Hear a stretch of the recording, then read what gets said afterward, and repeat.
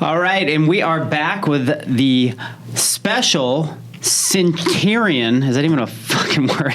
Century podcast. It's podcast 100, and I have decided to celebrate by bringing my...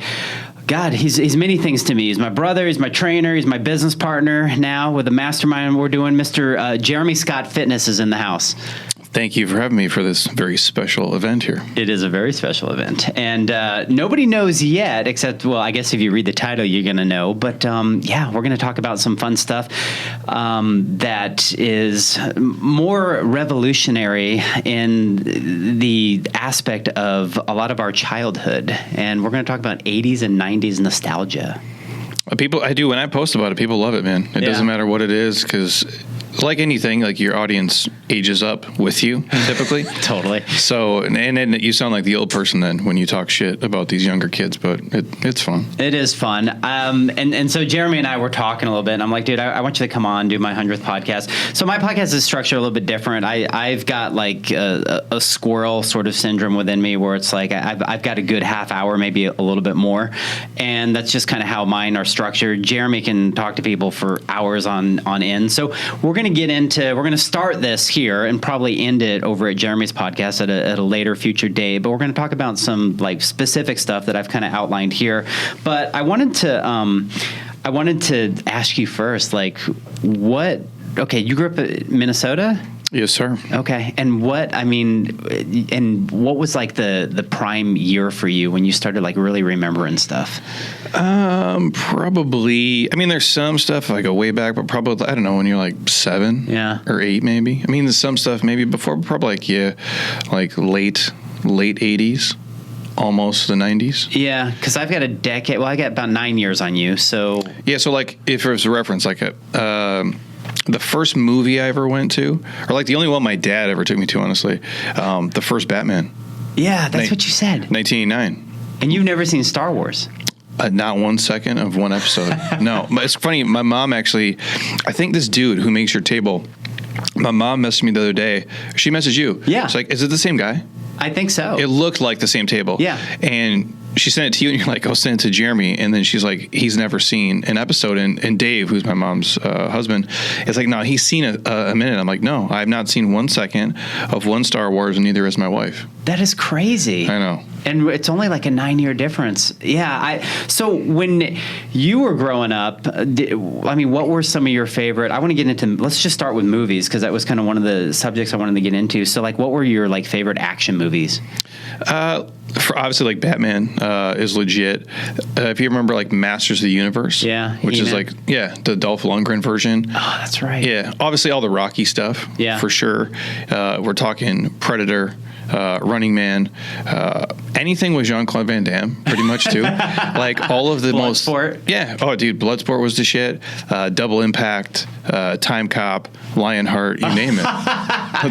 Was that your boy? Oh yeah. It's crazy because my mom like dated this dude for a long time.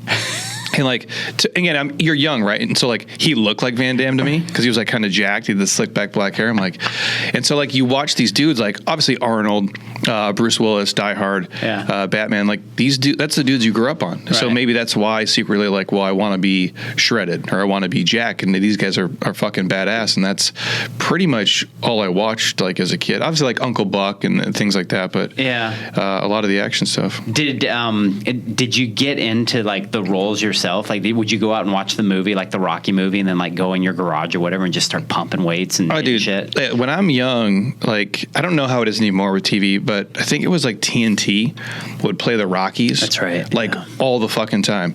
And it'd be obviously Rocky 4. He goes over to Russia, he's training for Drago, and he's like running in the snow, and he's just a badass. If you don't get motivated by watching that Rocky montage of training, like you'll never be fit.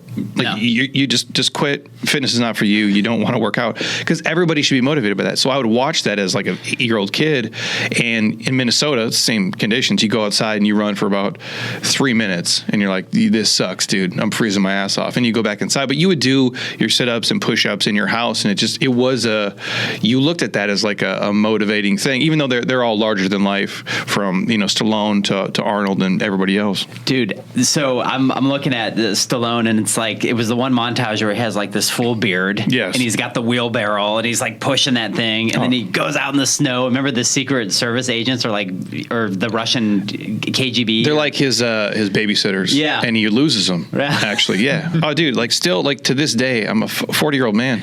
Like I'll still watch that and like, man, this is badass. It is. It's great. Out of those action stars to date, from what you see just on the internet or whatever, who do you think's held it the best over the course of time? Because isn't it kind of a little bit depressing for you? I know it is for me. Like I look at Stallone now, maybe not so much Stallone, but I look at Schwarzenegger, I look at Bruce Willis, what he's going through. I see all like my heroes like as a kid, and it's like, fuck, everybody gets old. Yeah, I mean, I thought about that the other day because even like Steven Seagal, right? Yeah. Like when he's Mason Storm, and you're like, this dude he's just a fucking badass. And now, no offense to him, you see him, we're never going to be what we were. It's just this reality. Like even I think Arnold has an interview that's recent where he's like, I hate looking at myself. Yeah. Like he doesn't like, but you can't, you're talking about a level that's so high. It's like if you're Michael Jordan, LeBron James, you're not going to be that good forever. So I guess Van Damme looks pretty good still. Yeah, it does. So does Stallone does too. He's obviously bigger, enhanced than normal, but Van Damme still is like flexible and looks pretty shredded. And Dolph Lundgren too. Drago, yeah, he looks good too. That's funny. Did you ever get into like Lethal Weapon? Oh yeah. We watch those too. Like again, Mel Gibson was a badass too. Totally. Because again, you're talking Mad Max. Yeah. Like the original. And Danny Glover is also in the second Predator. Yeah. But it had too, like he had Carl Weathers, bro. Oh, Carl like dude, Weathers. Talk about like all time like dudes who just jacked and shredded, like Apollo Creed, like bro. Carl Weathers is, I believe, in some of the Star Wars series now. He's still fit too. He's still fit. Yeah, he looks good. Those are all the big action stars. And then I really enjoyed comedies back in the 80s too. Like I loved it when, my dad took me to Ghostbusters. That was one of my favorite with Dan Aykroyd. And, those are great. That was the best. And like, I remember as a little kid, my grandmother took me to E.T. That's all. I mean, I think people still watch that. I would imagine. So. Yeah. Or at least our era of time. It's like again, like Home Alone. Like when I'm a kid, like that's badass. Like I'm like Home Alone is the shit. Like I'm a little kid and he's a little kid, and I'm like, I guess that's why it was so popular. You can relate to it. Probably so. Did you ever get into Indiana Jones? Yeah, I like all those. Okay. Those are all legit. Those two, the Christmas Vacations, the National Lampoon stuff. Yeah. All awesome too. Anything with like John Candy, really? Yeah. I thought he was the shit. So do you and Heather get into this mode like during the holidays? Do you kind of revert back to the older movies back like when you were a kid, if you're just kind of chilling and watching holiday specials and stuff like that? Or Oh yeah, I mean like obviously she watches all this weird Hallmark shit. Yeah. And it's all the same movie every single time. It's the same story. They're terrible. But with that stuff, you can buy movies like on Prime, right? And like own the digital ones. And we watch Home Alone every year. Yeah. We have to. The Tim Allen, Santa Claus, we always watch those two. Yeah, like those are probably the two. And then obviously, Christmas Vacation, like those are legit. Like those are probably the three we always go to. Then there's new stuff too. But it's Home Alone to me is the all time. You watch Die Hard though. Well, it's a Christmas movie. It's a Christmas movie. Yeah, we actually watched Die Hard like on Christmas Day. That's good. I mean, she doesn't like to do it as much as I do. I don't really give a shit. I'm like, this is what I'm going to do. So that's awesome. Oh, and Ferris Bueller's Day Off. It's an all-time movie. All-time best. Yeah. I don't think that ever goes out of style. Like, I think, again, there's like music, right? Like, there's certain things, like, we've talked about this before, like Metallica. Yeah. They will play Enter the Sandman for 10,000 years. Like, as long as the earth is going and there's music, they will play that song and it will still bang. I think that is what, like, Home Alone is. Yeah. Like, there's certain things that I think we'll watch forever. I think so too. I think, and when you look at comedy back in the 80s and the 90s, Eddie Murphy and Richard Pryor and like all that stuff was just the best back then. And not that it's not good now, but I guess just as a kid, I just remember those, men and women being so iconic during that time because entertainment was just different. You didn't have like, you know what I'm saying? The instant gratification of seeing a whole bunch of different stuff. You just had these people that were just kind of looked at as gods in comedy. Well, and I think like those two, it's like perfect timing. Like you say, like if it's Pryor or something, like even like Brewster's Millions, which is a great movie. And then Eddie with Raw and everything that they did. But the barrier for entry was so much harder. Like you had to, I don't want to say get lucky, but like get an agent or get on Johnny Carson or something had to happen, where now it's like you can turn on your phone and be talented and you can make it happen a lot easier. But there's also the sea of everything. So like when you're a kid, obviously in the 80s, you have probably, I don't know, 25 channels maybe, give or take, if that. Maybe, yeah. You know, the 25, like half of them suck. So you have like such limited stuff, and you would go to Blockbuster or Videoland or wherever you would go, and here's the movies you can pick from. Now it's like I go on, Netflix is one of Netflix, Peacock, Hulu, Paramount. I'm like, what the fuck, dude? It's almost like paralysis by analysis. You can't even pick what to watch because there's so many things. Yeah. And so for that reason, there's still dudes who stick out like the Chappelles and those guys, but it's definitely different than it used to be. And you talk about TV and like the channels, and I had this old Zenith TV, and it was color, but it was like a wood box. Yeah, it was like in a wood box, and you had the thing that go, that would click the actual to the dial. channels. Yeah, actual dial. Well, my grandparents had a big one, and when I was little, I was really horny, and I like where this is going. And my grandparents would go to bed, right? And I, for whatever reason, I had figured out that in between channels, if I just kind of put the mechanism in between channels, there would be like the Playboy channel, and you would kind of see for like a second some skin, you wouldn't. It would go shh, and then I was like so resilient to like sit there right in front of the TV and try and see some skin and hope that my grandparents didn't wake up and like catch me in the middle of the night. Well, that was like the world is changed differently. Like when you're a kid, then it's like if you see a Playboy, you're like, holy shit, right? It's a naked like lady in a magazine, and you're like freaking out. And now it's like you have access to everything on the internet. It's a wild, wild west. Yeah, definitely. No. It was a golden era of time for a lot of things. Well, dude, you don't have kids, and I can tell you this much from my experience of having bringing my boys on at 9 and 11. The age of horniness. Two boys.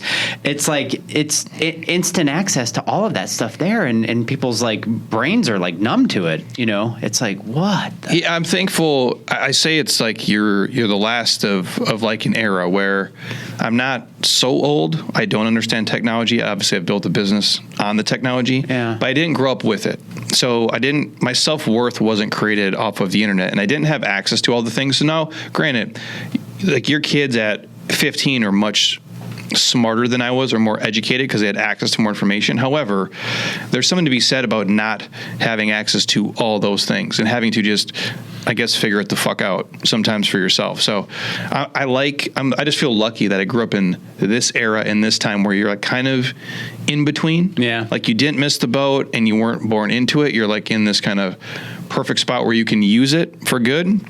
But knowing like you lived in a world for a long part of your life, for half my life, without it. There was no Google. You were you being 9 years ahead of me, I think you were pretty much that generation that was like the last of the Mohicans. Yeah. 100%. I don't know. I mean, Heather's a little bit younger than you. I don't know if maybe she had a little bit of that dribble effect, but it's almost the same. It's like when I'm the last year of college, like the Facebook, is which they called it, is coming out, and it's only if you have a college email address. And so she is like a sophomore when I'm like a senior in college. So it's about the same time frame. Yeah. Like for reference for people who are obviously the old heads who listen, like computer wise, like I didn't have a computer at my house, I think until I was a junior or senior in high school. Okay. And it wasn't like anything cool. You're like asking Jeeves and shit, right. Or maybe playing like the Oregon Trail. Like it's not what you think it is. To download, something or a picture takes like a fucking hour. Yeah. And that's what we grew up in. And I think the next generation then like kids learn how to use computer. Like we could learn how to use computer, like we type and shit, but a computer sucked. We had typing class. Yeah, but it wasn't like cool, right? No. Like when you got your cell phone, my first cell phone I was in college. I'm 18 years old. Right. And my dad's like, you never use this unless it's an emergency. You don't text anybody. You can just play Snake or T9 Word for people who are familiar with that. But it wasn't an iPhone and it wasn't fancy. Did it look like this?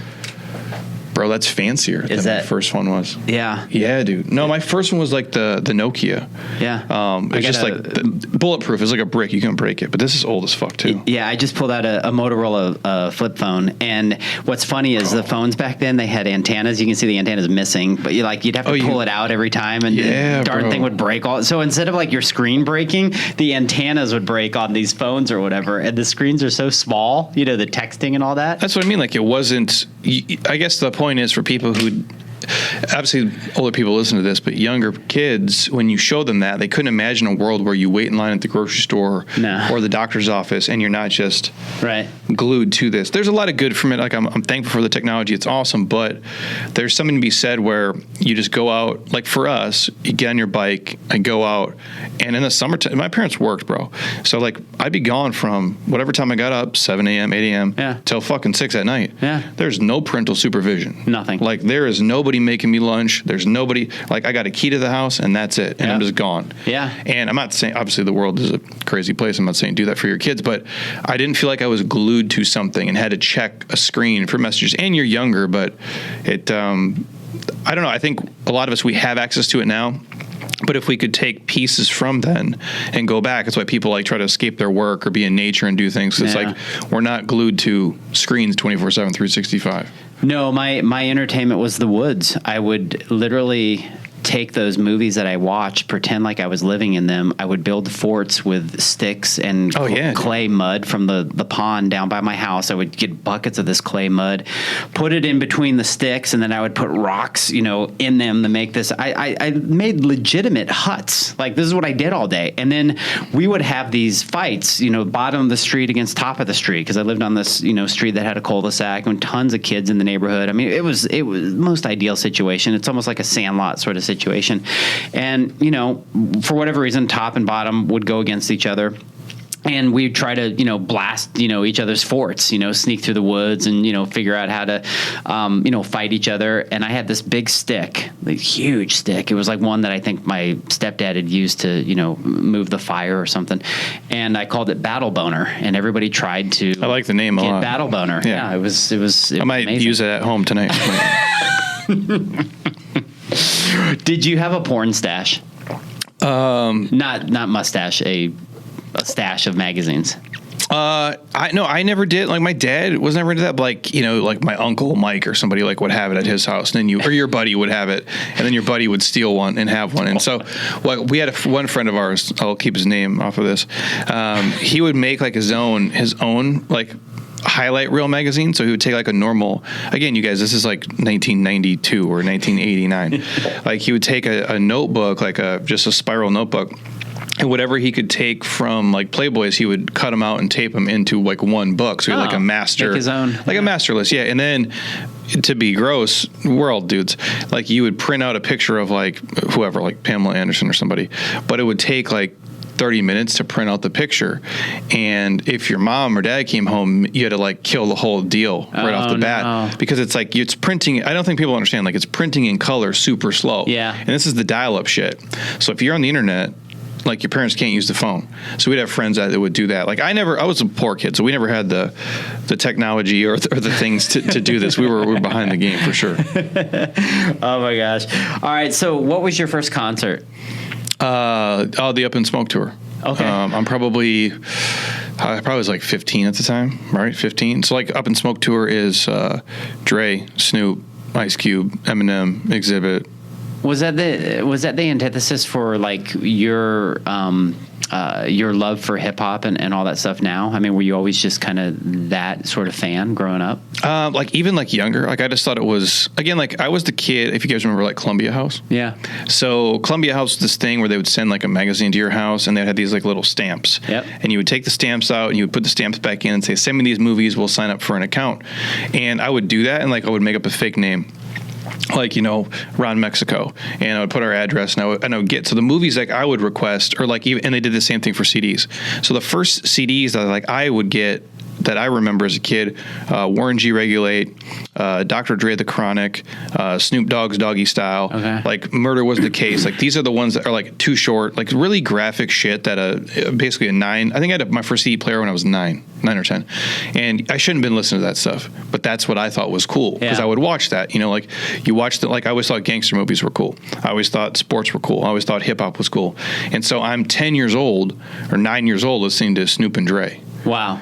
And so to this day, like it's just stuck with me. Just stuck with you, yeah. I can relate. I mean, I have my Rat shirt on. I mean, you know, Rat, Van Halen, Motley Crue, Cinderella, Warrant, Winger, all that stuff. I was just like, it's great. And it had so much, like, people made so much fun of it. But for whatever reason, it just, you know, it excited me. Like when I would see MTV, you'd probably watch that. Were videos still a thing though? Like 100%. Okay. Like when I'm a kid, they start doing the real world later and doing shows, Beavis and Butthead, things like that. But it's literally just videos. Kurt Loder is on there, obviously, and Yo MTV Raps becomes a thing. So like now it's like you can see hip hop like at scale. It's becoming more mainstream, and I grew up on that all day. So like even prior to that, it was just music videos all day, all long, and like you would see Aha, you would see Prince, like When Doves Cry, and so what that allowed was for a visualization for us to get a better taste for like other types of music, you know, because you would see kind of the storyline and the theatrics of it. Oh yeah, like if I'm thinking like videos, Metallica obviously was crushing, like Soundgarden, Nirvana, like these guys were making real videos. Pearl Jam, Stone Temple Pilots, like that stuff was banging. Like when I'm young, and that's the stuff I still to this day like. I still like Pearl Jam. I still like Metallica. Yeah, like it's eternal. And Halloween soundtrack. I do. I mean, I do. I grew up, dude. Did we not grow up in the greatest era of horror movies?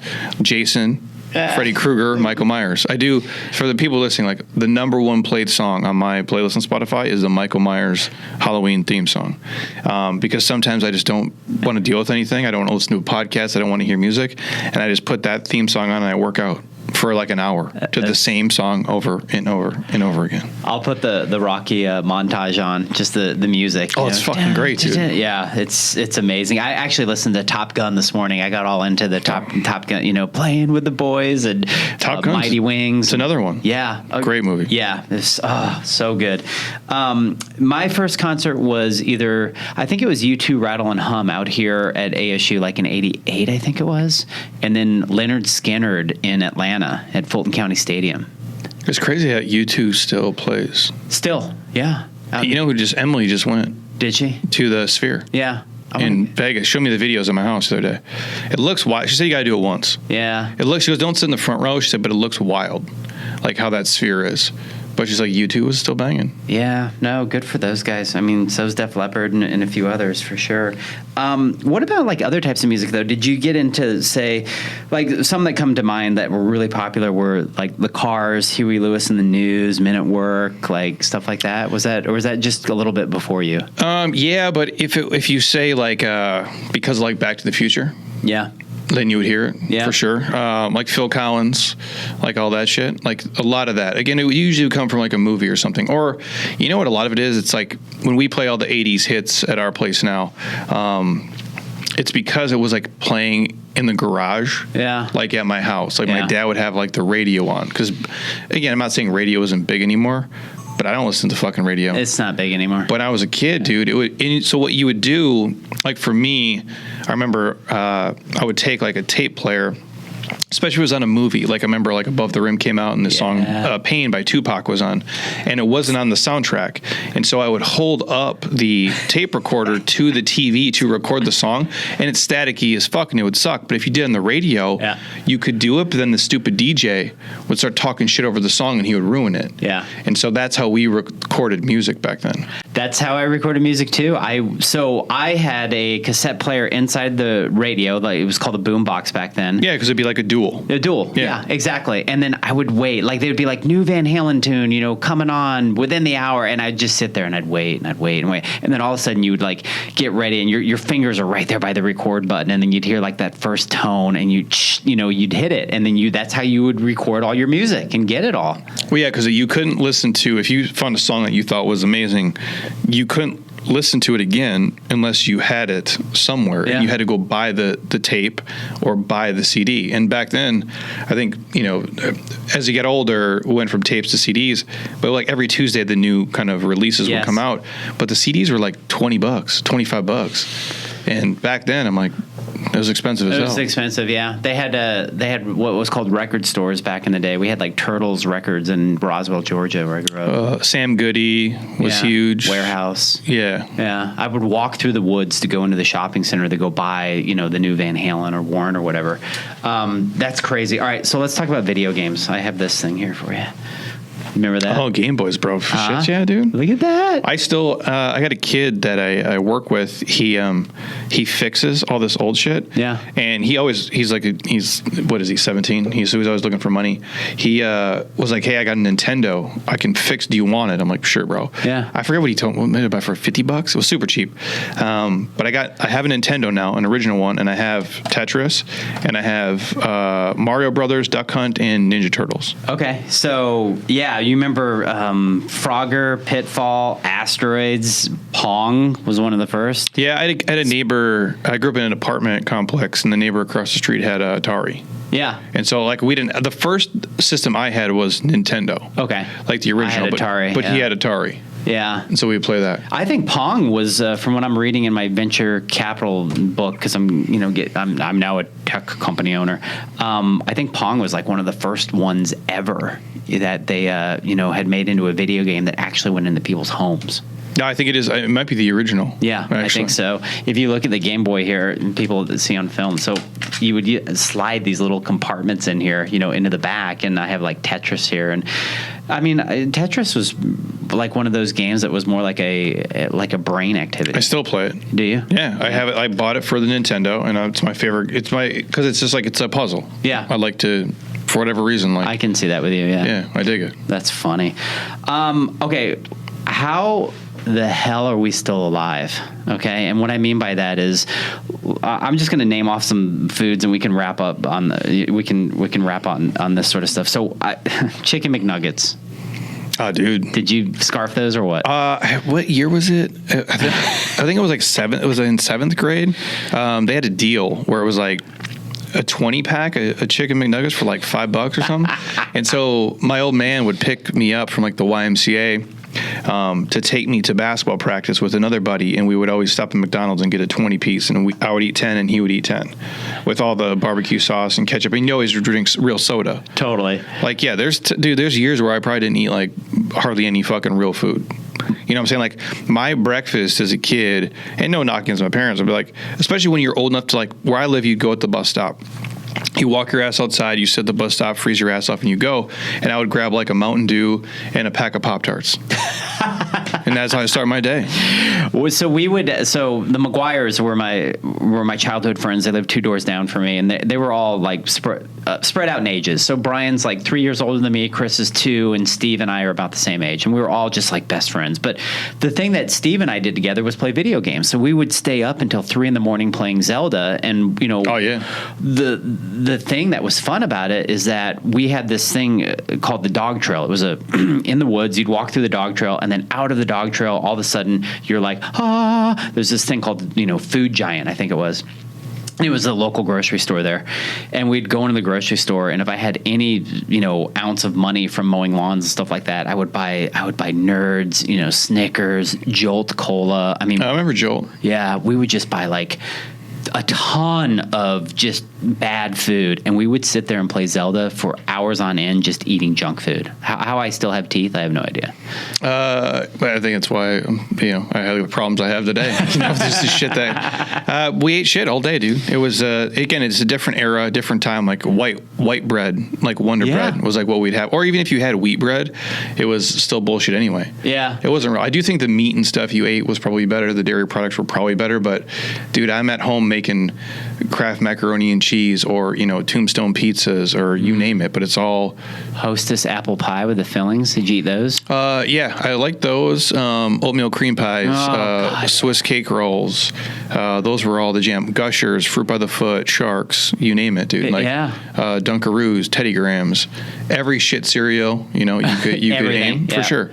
It was never, again, it wasn't every single meal every day, but it was a huge part of what we would do. Or the Keebler Elves, they'd have those cookies where they'd have like the chocolate that would go over the shortbread. And they would have the ones where it's like a sandwich. So it's like the Elf chocolate and then the Elf again. Yeah. Dude, when you say like, I tell people like I could be 400 pounds easily. And I still like in my brain, I know that stuff is shit and I'm sure it tastes like shit now, but I still in my head like romanticize like how fucking awesome that was. It was so good. Oh my God. And to think that, you know, as kids, we were able to process all that stuff. And like, where has junk food gone now in this day and age? It's like, it's so much different. Well, I think like, here's how I look at it. If you go eras, right, and this is what I do for a living, go back to your grandpa and then look at your dad and then look at you and then look at the next generation.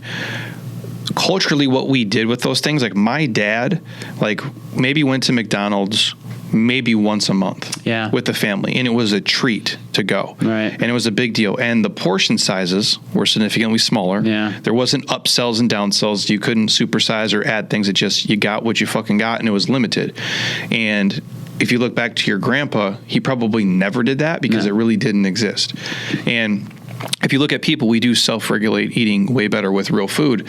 Now you look at this generation, and this is not an old head just knocking people, but it's culturally become normal. Oh, we go to the drive-thru 3 times a week, 4 times a week. Some people eat this shit multiple times a day. Yeah. And it's devoid of nutrients, and it's so much more calorie dense. And so I think people are not as active. It's just reality overall.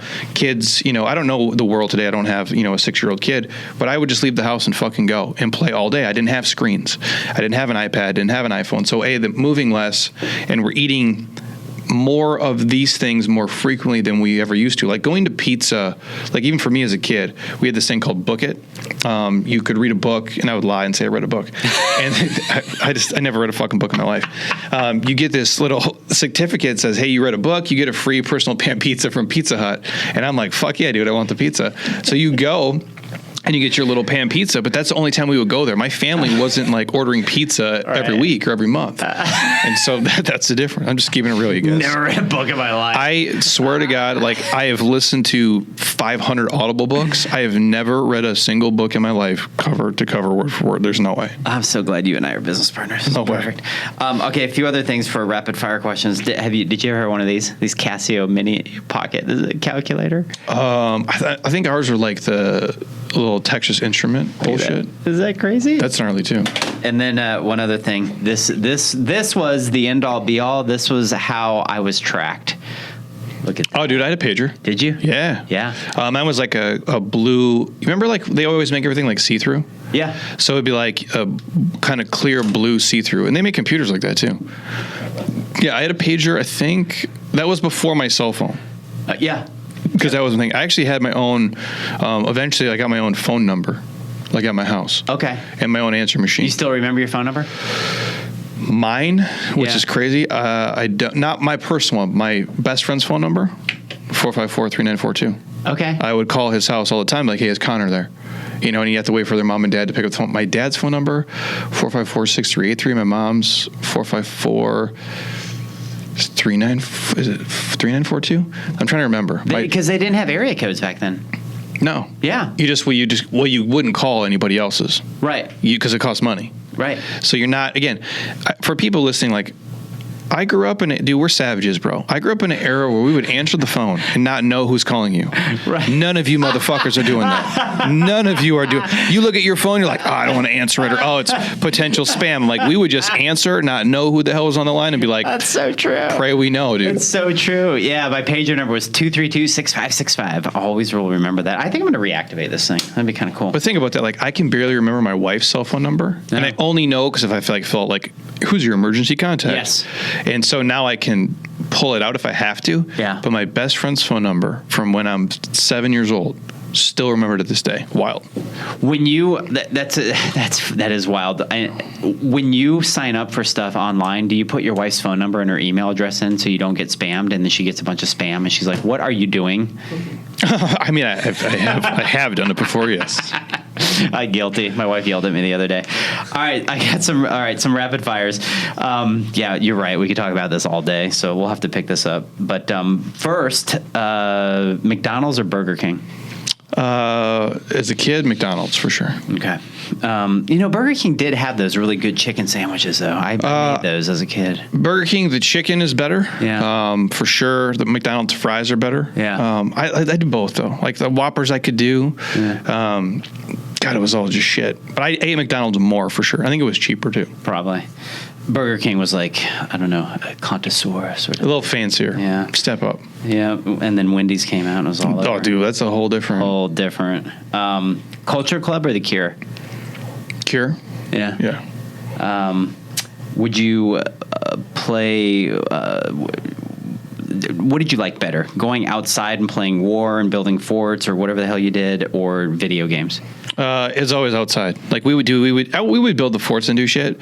But dude, we would just play sports. Yeah. Street football, street basketball, Yeah. you name it. Just go to hit baseballs. Like we would just be outside. I love video games too, but only it was like after the day was over. Yeah. Like unless it was like 0 degrees and you were stuck. But even that, my family just say drop you off at the YMCA. Sit here all day. Well, what about, okay, look, dude, the sports when we were kids, holy shit, like the football games, the tackle football out in the big green belts, all the kids would show up. I mean, literally no rules. You would come back bloodied, and I mean, there was none of this. It was the best. That was great, dude. And Yeah. first of all, I never would wear a helmet riding a bike. No. Like, how do you fucking mind? Like 0% chance, dude. Like never, no shin guards, armpit, none of that stuff, dude. Like we were jumping curbs, doing shit. I ate shit a million times, I dude. had scars from it. Yeah. We would play full on tackle on everything. Everything. And no questions asked. Oh, it was a blast. God, I want to go do it this Thanksgiving. Now my Thanksgiving activity is brutalizing myself with you in the gym in the morning for that 1,000 rep thing. Dangerous enough. It's dangerous enough. Old man stuff. All right. Did you have a dinner bell or did you just get your ass home? We would just go. Honestly, like my family's a little bit different. My parents were divorced, so it's like this dual kind of household. And my parents worked, so a lot of times I would just go to my best friend's house and eat dinner. But it would be like whenever it gets like dark enough, like get your ass home. Yeah. Just for the fear of just getting your ass beat, basically. Totally. Yeah, deterred a lot of things of me not doing. Did you have any creepy neighbors? Yeah, like I lived in this apartment complex, and you get some different walks of life. And honestly, we used to do our laundry just down the street. This place called Duds and Suds, and like, I'll never. Dude, when I tell people like, "Oh man, you live in Scottsdale," I'm like, "Well, I do now, bro." But this was not always my reality. At a public laundromat, you get you get a good mix. Oh, it's like the carnival. Come here, little boy. Yeah, you kind of get everybody. Right. But I was like, like when you see kids, I always joke like that guy's Monica, who's worked for me for almost 10 years. Nicest kids ever. I always said like her oldest son now, he's like 16. I go, but when he was young, he was just so nice. I'm like, he's the type of kid who would get into a van. Yeah. And I'd have been 8 and been like, fuck you, bro. Right. Like I was already like, no, I don't trust Not anybody. doing it. Yeah. Oh, what was your first car? I had a 1990 Chevy Corsica. It was a 4-door maroon. I think it was like a 2.3 liter, complete piece of shit. A really quick story. I remember one time the catalytic converter had broke off and got stuck in the exhaust. So when you would push the gas, like no power would happen and it would just die.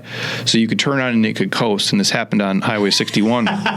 And so I had to coast it to my house, probably about a mile and a half. And my dad he's nicer now, but he was Clint Eastwood from Gran Torino. He's just a, very angry, middle-aged man. And I remember it died and he's like, you got to take it to Dee's Muffler to get it fixed. I'm like, cool, let's tow it over there. He's like, no, we're not towing it, bro. He's like, you're going to wake your ass up tomorrow and you're going to coast it all the way there. So I'm like driving on like fucking off the highway roads, literally at an idle's pace. What is that, 3 miles an hour? Yeah. And half the time I would just get out with the door open and run with it to push to get it faster. Oh my God. And probably an hour and a half later I get it to Dee's Muffler, and that's how we got it fixed eventually, because my dad didn't want to pay the $40 or whatever to actually tow it, and that was my first vehicle. How many kids have you pushed? It's just not, and again, there's not power or anything. No, everything is crank. Everything. Yeah, you're turning that wheel like with your life depended on it. I didn't have a CD player. I had a tape player, so I could put a tape in connected to a string to my Discman to play CDs that would skip if I wanted to. Oh God, that's right. All right, did you walk to school or take the bus? When elementary school, we could walk, and then after that, like, it's too far. We took the bus. Yeah. So in the Minnesota, you just sit at the bus stop and freeze your ass off. And a lot of times they would cancel school, not because of just snow, but just because it was so cold. Yeah. If the kids would sit outside for too long, they'd just die. Bus driver ever give you candy? The bus, no, but like it was way more freer back then. Like you would have, like remember like on I don't know how kids do it now, like Valentine's Day. Yeah. Like everybody had to get some shit. Yeah. So you would always like share stuff, and like you could kind of make homemade shit. Yeah. Now I don't think they can do that. Okay. Yeah, I don't think they can give anything away anymore. Yeah, because it's just gotten weird, right? Well, it's like, again, I'm not trying to get serious, but like when I'm a kid, like there isn't like fentanyl. Like it's not a thing. Yeah. Like you could do drugs, right? Yeah. And like you would go do drugs and you'd be cool.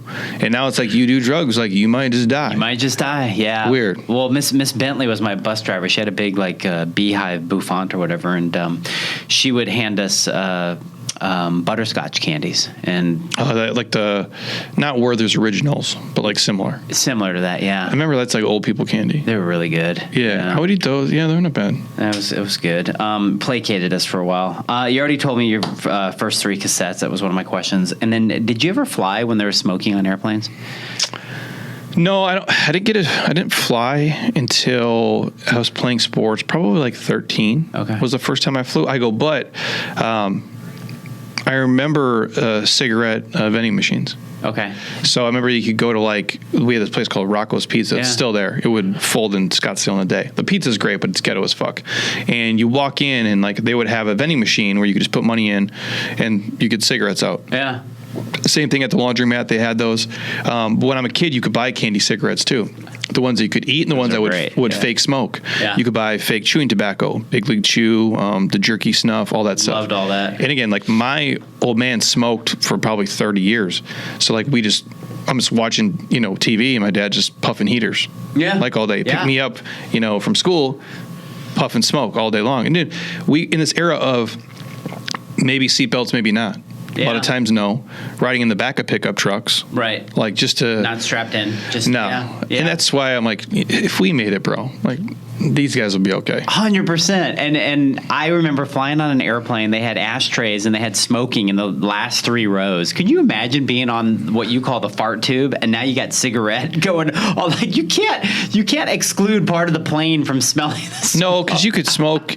Yeah, because you could smoke in restaurants. They'd have the smoking section and not. And I do remember in the vehicles, they would have ashtrays in each vehicle, like in the doors and in the center console. Oh, God. All right, last question. And more of a hypothetical sort of, I don't know. Would you, if you could, would you go back or would you stay where you're at now? And do it over, or not do it over, but just go back and live your years out in the 80s, 90s. Or are you happy with kind of where things have gone now with the technology and being able to be more efficient and do all that stuff? Yeah, I mean, it's hard because I think my life is awesome. Yeah, and the medical technology and what we know, I wouldn't want to go back to that. Like, you know what I'm saying? Like, yeah, how if you wear contacts, if you've had LASIK done, if you need dental work, if you have to go to the hospital, like all of the things we know about nutrition, supplementation, I do think if you're willing to learn, has made life way fucking better. Yeah. I do like the thing I would say is different is I would like the freedom I think that we had back then to do whatever the fuck. Not that you don't have it in America, but it is different. Yeah. People were not so easily offended. You could say things, you could be a little bit more wild, and it was just like, fuck it. So that part I miss. But if I had to pick one, I'm like, for me, just because of what I do for a living, being able to, I would not be this person without the technology. And people would not know me, which I don't really give a shit about, but I wouldn't have the money, and that I wouldn't care about. So for sure. Well, if you look at the aspect of how easy it is to get a hold of everybody now, how easy it is to put your life out there if you want to, or even if you don't want to, what people can see.